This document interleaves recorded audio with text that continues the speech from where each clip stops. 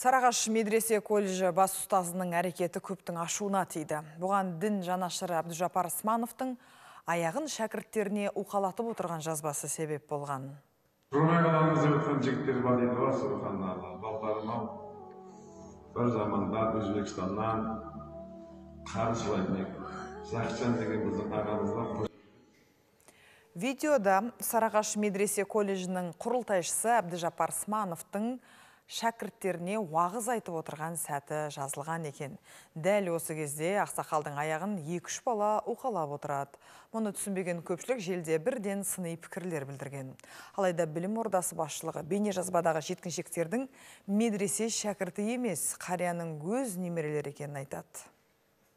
Ол балалар медресе колледж шәкірттері емес, өзінің туған немерелері екендігін мәлімдейміз. Атап айтқанда, балалардың бірі үлкен ұлының баласы Хамза Закарияұлы, Дінмұхамед Османовтың ұлы Меғдат Дінмұхамедұлы және жиені Талха Мұхтарұлы. Видео авторы жаман ниетте түсірмеген. Ол азамат Сарағаш медресе колледжінің тәрбиешісі Нұрсұлтан Оспанов.